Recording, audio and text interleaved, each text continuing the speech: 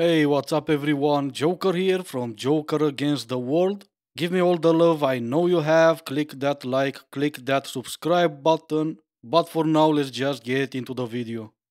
If you're a guy and you don't hold the door open for a woman, you're a piece of shit.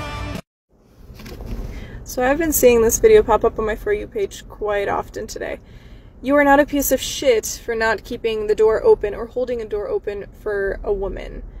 I think, honey, you need to check yourself and ask yourself why you're projecting on others. Men right now are the minority if you think about it. In every aspect, this feminist movement that is going on, men have to shut down absolutely everything they do. They have to make sure that they don't overstep any boundary. And now, holding a door open for anybody seems to be one of those boundaries that women are setting up for men. So of course he's not going to open the door for you. That does not make him an asshole. I would start asking yourself, hey, what is my society like around myself? And then you will see why men are not going to hold the door for you. So what I would ask you again, check yourself before calling other men assholes. And she is absolutely right. If you keep yelling at men that every single masculine trait is toxic, this is the result. You've been bashing men for years for doing what they're supposed to do as gentlemen around women. And now you want them to still act like a gentleman. Well, first of all, most of you are not ladies anymore. And again, if for years all you heard was, do not open the door for me, I can do it myself, but you cannot just change your mind whenever it suits you. More and more men will stop treating you as a lady, and they're gonna treat you like one of the guys maybe. Open your own door. Pro tip to the fellas, stop dating women you cannot afford. So misandry and misogynistic at the same time. Congratulations. You did it. Why do I mean more misandry? Because you're treating men like wallets. You're placing their value on how much they make. They don't deserve certain women because they don't make a certain amount of money. Okay, and why misogynistic? Well, because you're treating women like pets. You know how you can't afford a poodle, but you can afford a chihuahua or a goldfish? There you go. It's incredible. But what does a woman that fits their budget? What do you think that looks like? Let's talk about the men that can afford these top-tier women, that will keep those women. They won't keep them. Why? Because those women lack self-awareness. Like them, there's plenty of other women that think that they are worth more than what they actually do. Yes, stop objectifying women. But the same women will say they have a price. And she is absolutely right. No man that can afford you is gonna keep you. Because you already put a price on you. You know, he can just afford to rent you for a while and then dispose of you.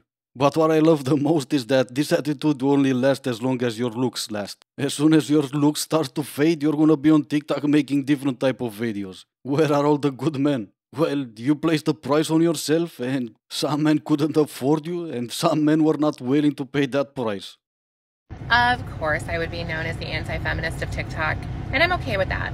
What I'm not okay with is hypocrisy. So many bra burners with your panties in a bunch simply because I stated my opinion on gender roles. But isn't that what you fought for me to have a voice? Or do you only want to hear my voice if it coincides with your beliefs? That doesn't work here. Furthermore, let there be a draft. I guarantee you start shaving your legs, you put on an apron, and you put a bra on finally, and you take your ass back to the kitchen where it belongs. That's all. Well, I believe you just answered your own question. It's all about equality. If you think like us, act like us, talk like us, do like us. As soon as you say you're happy with being a wife, being married, having a husband, well, then everything changes, doesn't it? You have an entire movement that is fighting against marriages and the nuclear families. Of course, they're gonna come for you. This is now the second video that I've had to make on this topic. I never fought for women's rights. I never fought for gender equality. Does this look like I want to change the oil in my own car? No. Does this look like I want to bake you cookies while you go clean the garage? Yes. I never burned my bras. I never asked to be equal. I will be in the kitchen. You go clean the gutters. If there is a chore that requires someone to get dirty, I'll call you because it's not going to be me. I don't expect you to mop a floor. Do not ask me what a carburetor does. Are we clear? That's all. Oh yes, we are clear. Outside of your own gender calling you pick me, you're gonna have a gajillion men asking to change your oil. And it makes perfect sense. It's all about reciprocating values in a relationship.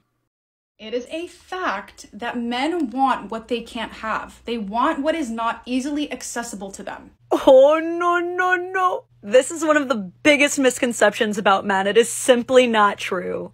Of course, no one likes overly clingy people, but if you're talking and then all of a sudden you make him feel unwanted or that you're inaccessible, he may still want you, but he's certainly not going to want you more. When you just pull out like that, it doesn't make him want to chase you. He's just a little bit confused as to why you're suddenly not talking to him when he thought you were a perfectly nice girl. Think about it. A girl that's focused on herself and her life and treats men as like supplemental as opposed to necessary, that's what guys want. That's what guys respect, and that's what they're into. Also false.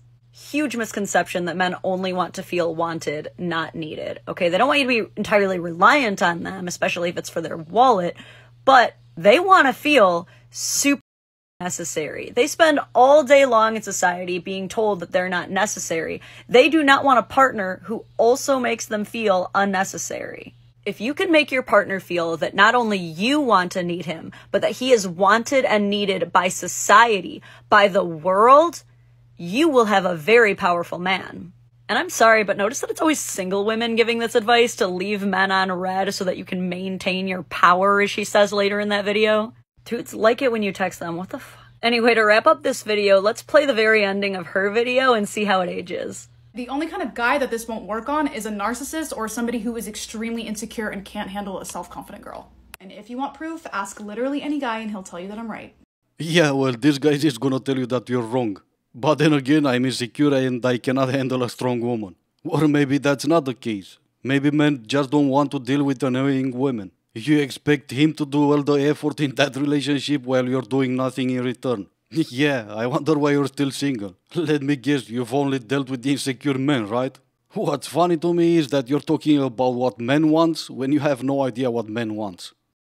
Why do so many women live in straight delusion land? Like, people really are out here believing that they're just gonna be taken the way that they are with all their craziness and think that there's nothing wrong with them. And I mean, there's some guys who do thrive off of the chaos because they're stuck in that like mental instability, but that's not what we're talking about.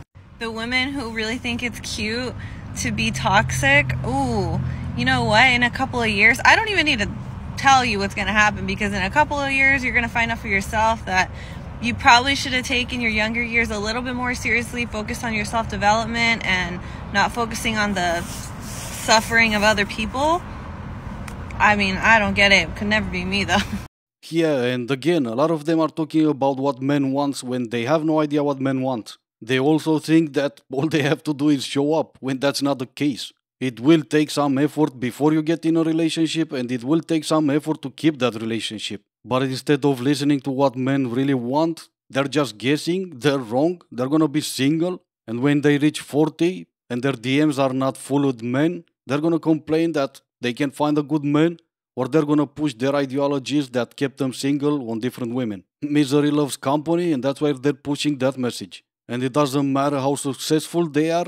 They could have been crushing it in their careers, making money, buying houses, cars, whatever. But there's still one thing missing in their lives. And that's gonna be a man and a relationship. And since they've hit the wall and they can no longer conquer that, having a man, they're pushing that ideology that kept them single on women, especially young women. And if this circle continues, in 20, 30 years, we're gonna have an entire generation of women who won't know what to do with their lives. They're gonna be single because that's what others told them. They're gonna have mental issues because that was not what they wanted, but they had to follow an ideology because it was pushed on them. Men categorize women in one of four ways: mothers, virgins, sluts, and bitches.